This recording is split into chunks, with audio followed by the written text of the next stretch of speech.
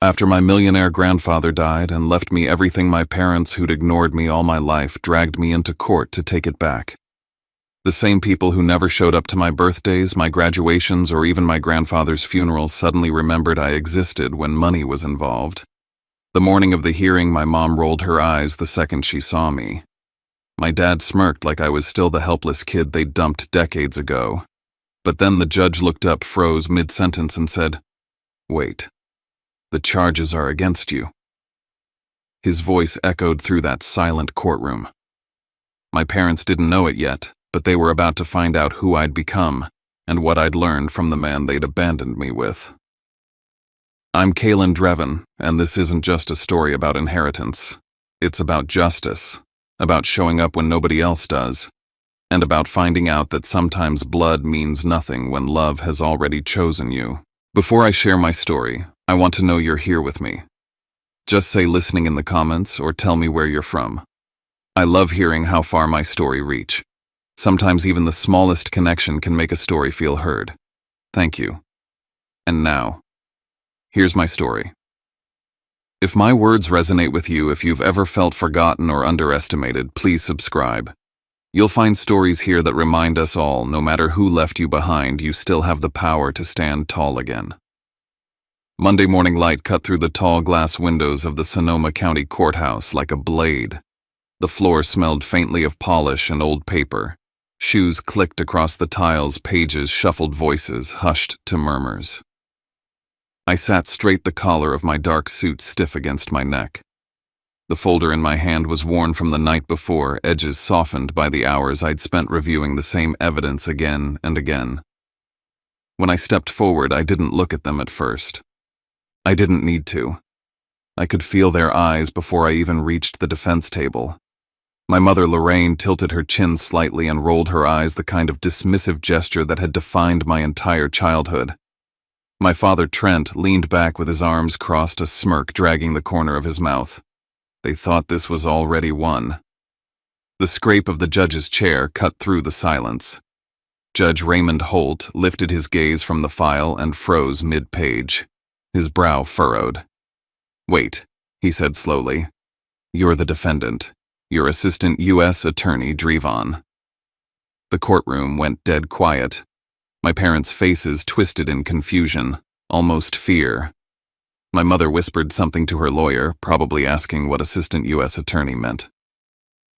My father stared at me, his smirk collapsing into something smaller, unsure. "Yes, Your Honor," I said, my voice steady. Defendant in this civil suit and named beneficiary of Judge Elias Dreven's estate. It was strange saying my grandfather's name in that room. The walls swallowed it, made it sound heavier than it should. He'd spent 40 years in similar rooms wearing the same robe Judge Holt wore now. The same robe that hung in my office closet, folded and waiting. Their lawyer, a man named Caraway, cleared his throat and began outlining their claim. The plaintiffs, Lorraine and Trent Dreven, assert undue influence over the late Judge Dreven, claiming mental incompetence at the time the will was signed. In other words, they were accusing me of manipulating my grandfather. I looked down at the documents in front of me. 2 years old, notarized, airtight. Medical records from his physician confirming cognitive stability. My own records of visits every week, every Sunday dinner. A sealed letter addressed to me in his handwriting. And the bank statements, $3,000 wired to my mother every single month for over 20 years. More than $800,000 total. I had the truth, but truth is only as strong as the person willing to speak it. Judge Holt shuffled his papers again, though he wasn't really reading. I could see something flicker behind his eyes. Recognition, maybe even guilt. Holt had clerked for my grandfather 3 decades ago. He knew the man's precision, his iron memory. He knew that if Elias Dreven signed something, he meant it. And yet that recognition didn't stop the weight pressing into my chest. Sitting across from my parents, 2 strangers who happened to share my DNA, felt like being dissected alive. They didn't even know who I was. Not really. 10 years of law school clerkships, prosecutions, none of it had reached them. Not one call, not one question. They never cared until caring came with a price tag. When Holt scheduled the hearings, his voice trembled slightly. "We'll proceed to evidentiary review in 30 days, he said. The gavel struck a sharp sound against the polished wood.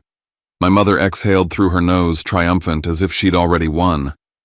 My father smirked again, smaller this time. I stood gathering my files. If they want to turn love into evidence, I thought I'll let justice be the witness.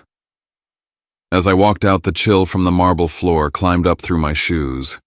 The echo followed me into the hallway, and for the first time in years I realized just how quiet blood ties could be when they're empty. Santa Barbara, 1993. My first memory wasn't a face, it was rain. My mother was 19 then, my father 21. They were chasing something brighter than parenthood, something louder than responsibility. One morning before dawn, they left me on the porch of my grandparents' house wrapped in a blue blanket. It was raining hard, the kind that blurred everything into gray. My grandfather, Judge Elias Drevin, found me first. He'd been leaving for court when he saw the basket. He lifted me out, rain soaking through his overcoat. My grandmother May pulled me from his arms and pressed me close to the warmth of the kitchen stove. "He's freezing," she whispered. That house smelled of wood smoke and sugar. Every memory I have of childhood begins there, the kitchen counters dusted with flour, the hum of old jazz on the radio, the sound of my grandmother laughing as I stood on a stool trying to pour chocolate chips into cookie dough. I spilled more than I managed to mix, but she never scolded me. She just smiled and said the best cookies are the ones made with extra love and a little mess. There's a Polaroid from that morning. I'm 4, my face smeared with chocolate, grinning at the camera. On the back in my grandmother's looping script, "Love is the only thing that leaves a beautiful stain." For years I believed my parents were just busy. My grandmother said it gently whenever I asked. "They're doing important things, sweetheart. They'll visit soon." Kids believe kind people. So I waited through birthdays, holidays, scraped knees. They came sometimes. My mother would glide in wearing perfume heavy enough to fill the whole room, her phone always pressed to her ear. My father rarely came inside. He'd wait in the car, engine running, tapping the steering wheel like he was counting down the minutes until they could leave. Christmas visits, if they happened, lasted less than an hour. They brought shiny toys and no conversation. My grandmother would cook, my grandfather would try to keep the peace. But even then I noticed the way he looked at my father, stern, disappointed, like a man who'd already seen the ending of a story and hated it. When I was 8, my grandmother told me something she never meant to. She was washing dishes, talking half to herself. "Your mother called once after she left you here. Not to ask how you were, she needed help with rent in Los Angeles." I remember asking, "Did Grandpa help her?" "Of course," she said quietly. "He always did." That was the day I learned generosity can be mistaken for forgiveness. My grandfather kept a black leather notebook in his study. Inside were pages of neat handwriting, dates, visits, phone calls, and next to many of them a single word: missed. It wasn't bitterness. It was record-keeping, the habit of a man who measured the truth even in his own family. Sometimes I caught him looking at that notebook before bed. He never spoke about it. Just closed the cover and turned off the lamp.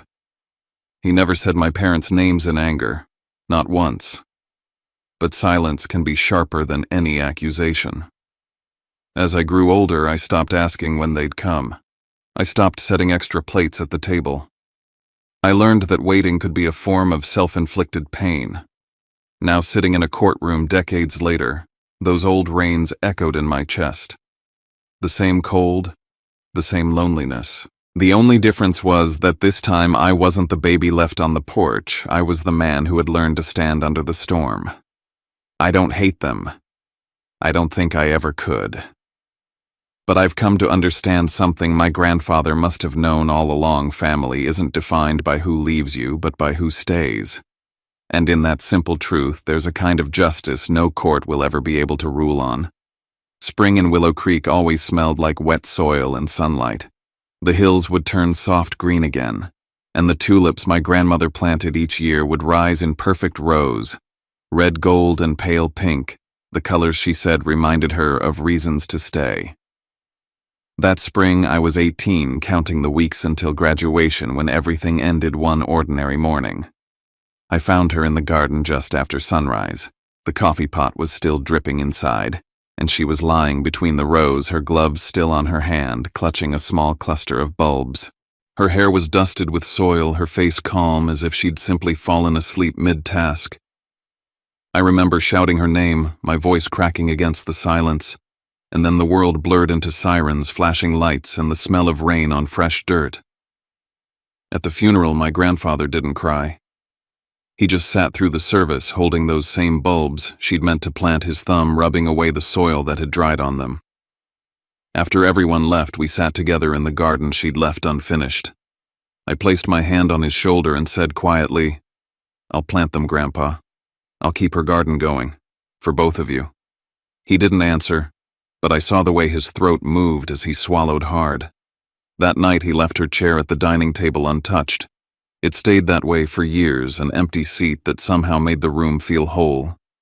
We began a routine after that Sunday dinners, just the two of us. Sometimes we ate her pot roast from the recipe cards she'd written in looping cursive, the edges yellowed and fragile. Sometimes we tried something new and burned it, laughing anyway. Those dinners became the quiet heartbeat of my life.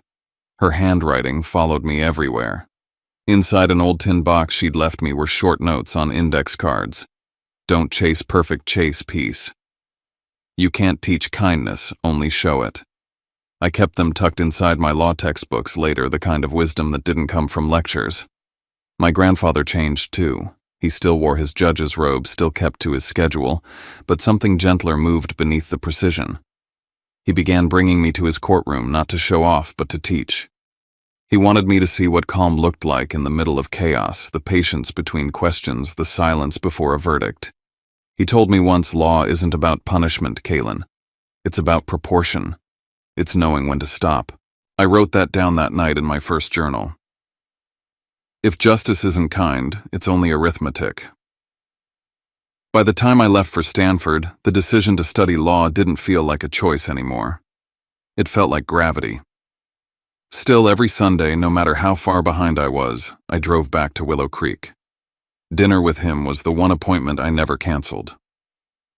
The night before I left for school, he called me into his study. The smell of old leather and cedar filled the room.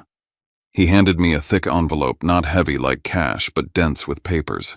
Inside were annotated case studies, his notes in the margins, and a small brass key. "This isn't money," he said. "It's perspective. The key is to my office safe. One day, if you forget what you're fighting for, open it." I nodded, tucking it away without asking questions. As I turned to leave, he added something softer. "There's another envelope inside, sealed in red. For you only when your conscience is tested." I didn't ask what he meant. Back then, I thought I'd never reach that kind of crossroads. Years later, I would find out how wrong I was. I left for Stanford the next morning, the sun still low, the garden glistening with dew. As I drove down the long dirt road, I looked back once. My grandfather stood on the porch in his robe, one hand raised, the other resting on the porch post where tulips would bloom again by spring. I carried that image with me into every classroom, every courtroom, every moment that tried to shape who I would become. I began my career wrapped in the armor of logic, but no matter how far I went, the smell of earth and tulips followed me. It was the scent of where I learned that justice, like flowers, only grows if someone keeps tending it. The summer heat in Sonoma arrived early the year my grandfather died. I'd been buried in cases at the Department of Justice in San Francisco and hadn't made it back to Willow Creek for 6 months.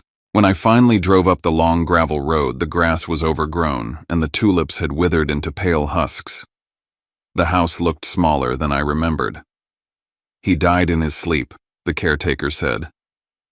Peaceful, they told me, as if that softened the blow.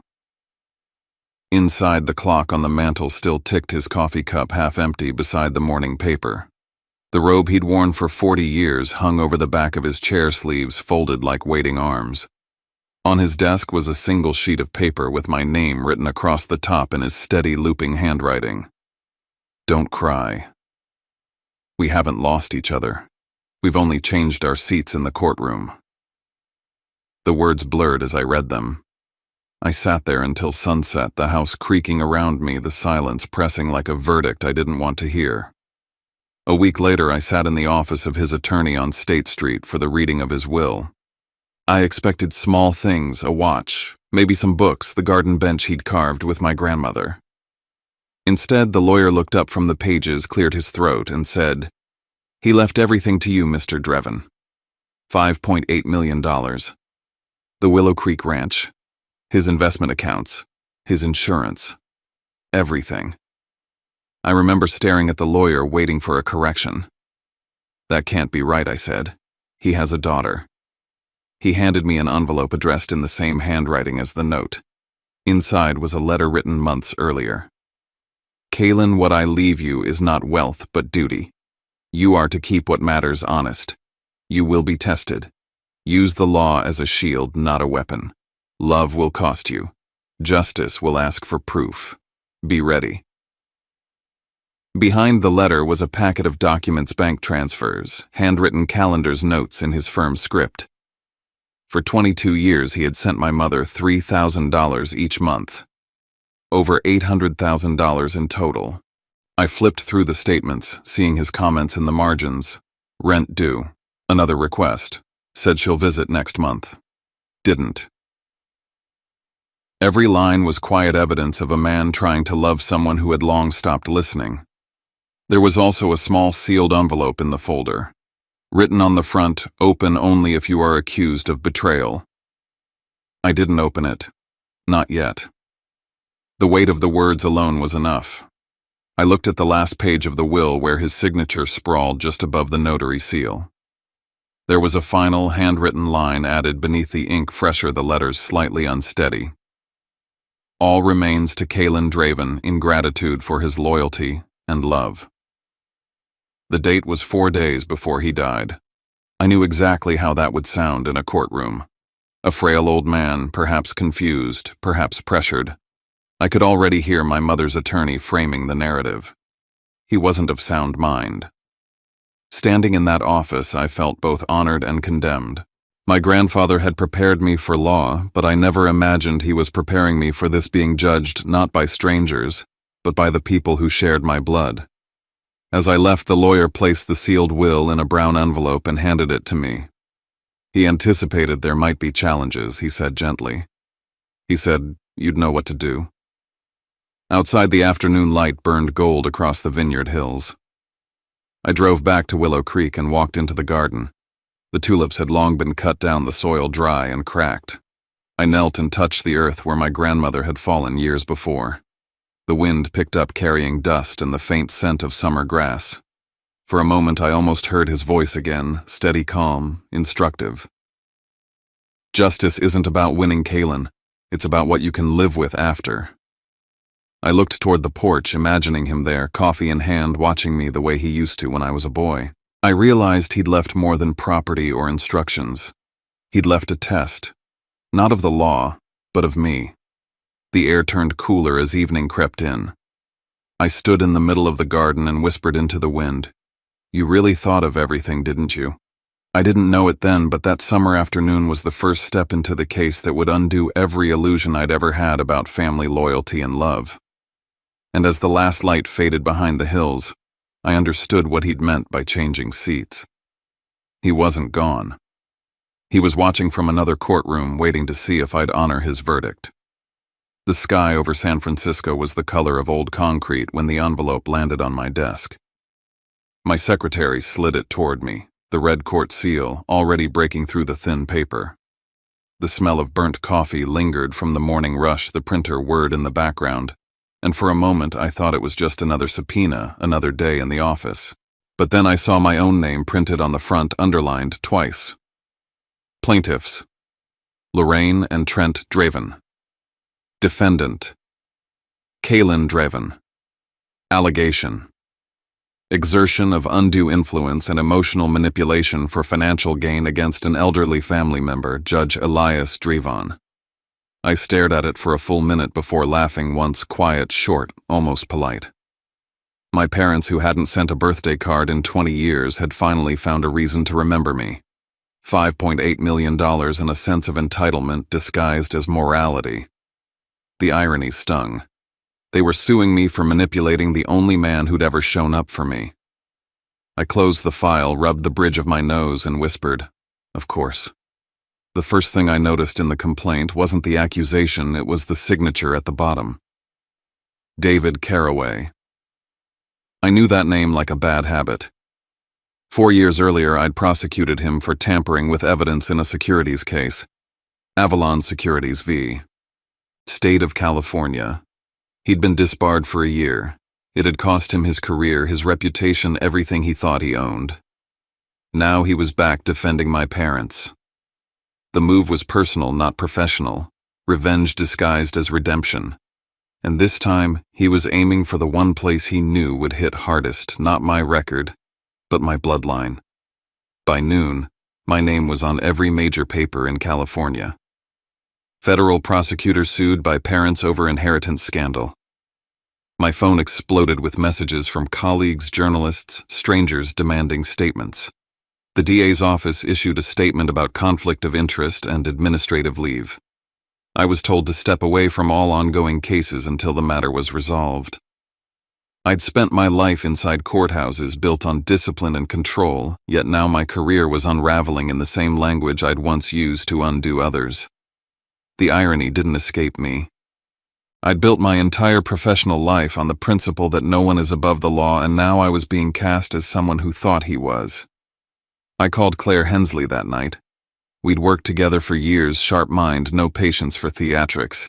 "I need representation," I said. Her voice was calm. "You're serious. It's my parents." She paused long enough for silence to speak for her. "Then this isn't law, Kaylin. It's theater. They'll play sympathy. The courtroom loves tears more than truth." She met me in my office the next morning, hair pulled back, briefcase already open. "You can't defend yourself," she said, flipping through the complaint. "Conflict of interest. I'll take it." I nodded. "They'll lose on facts," I said. "They might win on feelings," she replied. "The public always roots for the ones crying on the stand." By afternoon, news vans were parked outside my building. The media wanted the story, not the truth. Estranged parents. Millionaire will. Betrayed son turned prosecutor. I was a headline waiting to happen. That night I drove north to Willow Creek, back to the house where it had all started. The tulip garden was bare, just dirt and memory. I unlocked my grandfather's office and pulled open the safe he'd left me years ago. Inside were neatly stacked folders, each labeled in his handwriting. One stood out, Holt, private. Beneath it lay an old photograph. My grandfather younger standing beside Judge Raymond Holt, the same man presiding over my case. On the back, written in the familiar ink I'd grown up reading, "The man who knows the final truth." For a long moment I just stared at that line. My pulse slowed. Holt hadn't just recognized me that morning in court, he'd known exactly who I was and exactly what this case meant. I locked the safe again and turned off the light. If justice is a game, I thought, then this is the last round and my opponents share my last name. The courthouse in Marin was packed from floor to ceiling the morning the trial began. The air buzzed with whispers, camera shutters, and the low hum of speculation. Reporters lined the hallway, their microphones raised like bayonets. I walked in with Claire beside me. She looked composed. I didn't. I could feel the weight of every eye tracing my steps. My mother Lorraine sat in the front row dressed in black, her hand clutching a tissue she hadn't used.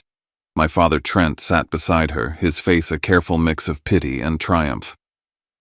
Judge Holt entered from the side door. His gaze brushed past me for a moment longer than it should have, something between recognition and warning. He adjusted his glasses, cleared his throat, and called the court to order. Caraway started first. His voice was smooth, rehearsed, almost theatrical.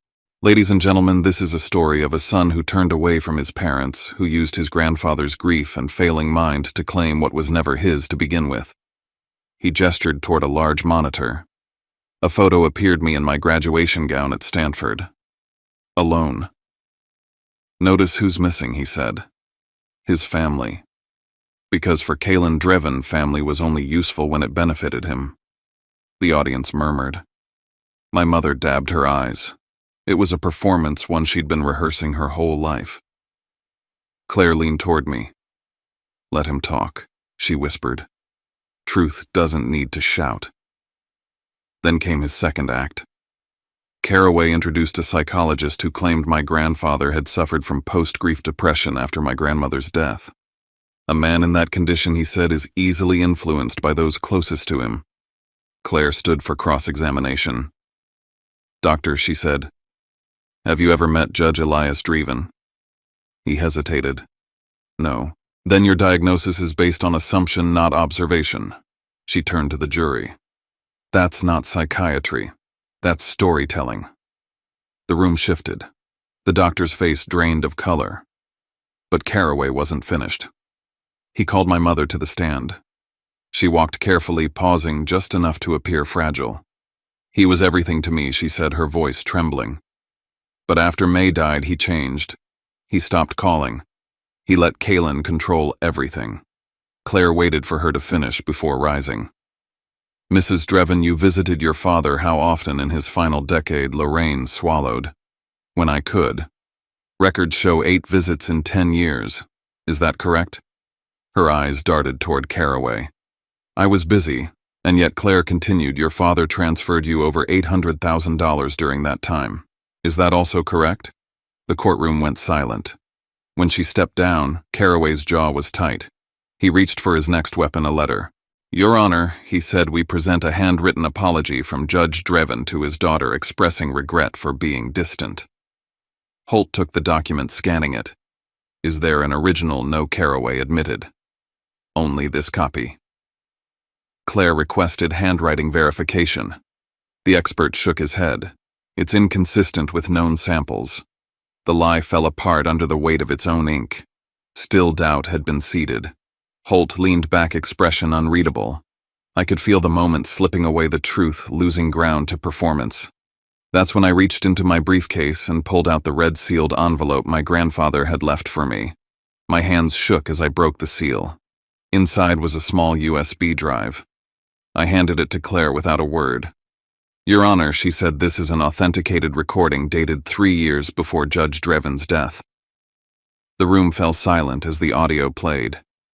My mother's voice filled the speakers, tired, sharp, unmistakable. I don't want the boy. I just want what's owed to me. My grandfather's voice followed, quiet but firm.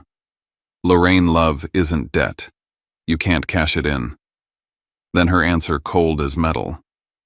You always choose him over me. When the recording ended, the silence was deafening.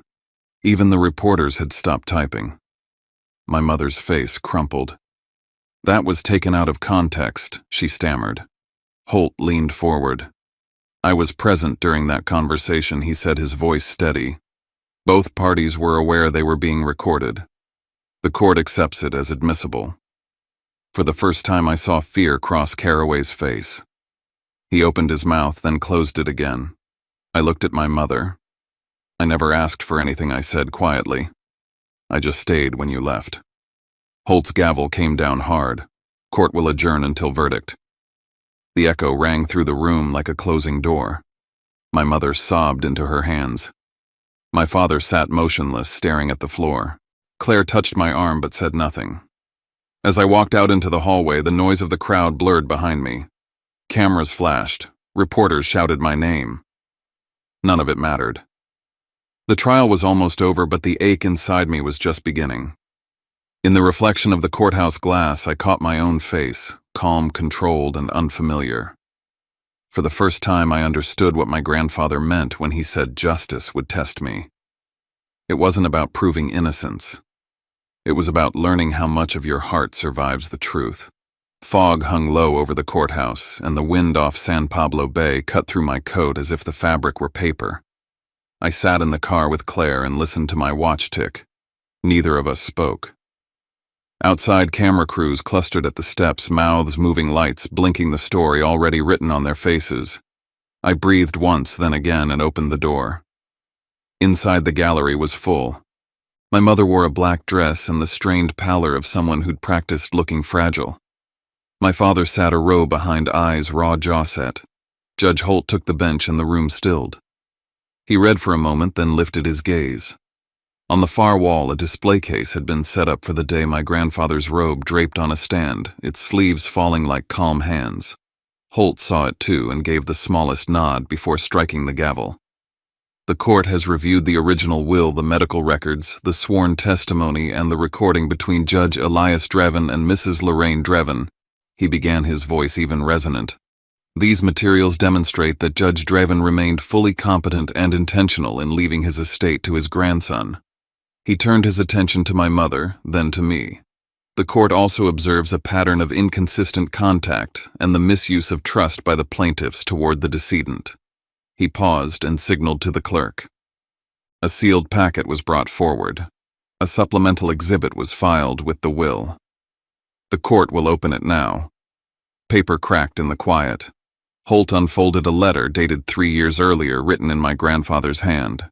He read aloud, "If my daughter and her husband should one day contest this, tell them they have already received enough 22 years of support, 22 years of absence. What remains I give to the child who stayed."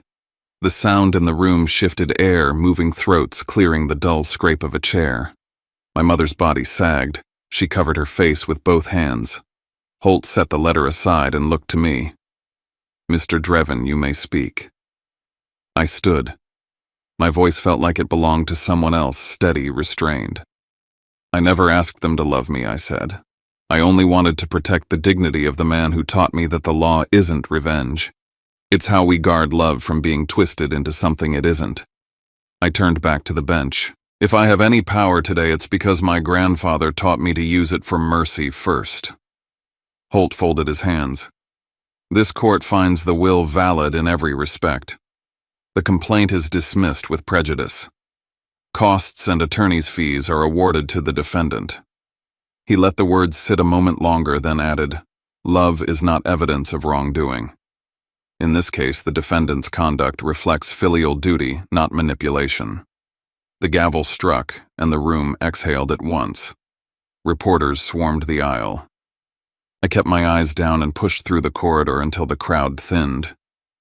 Near the exit, my mother weighted shoulders, small mascara clouded at the edges. "Kaylin," she said, almost a whisper. "I'm sorry. I just wanted to be close to you again." "You had 32 years, I said. I didn't raise my voice. I didn't need to. I turned away. Behind her, my father stayed still, hands in his pockets as if rooted to the tile. Outside, the wind came harder, bringing the briny smell of the bay and dry grass from the hills.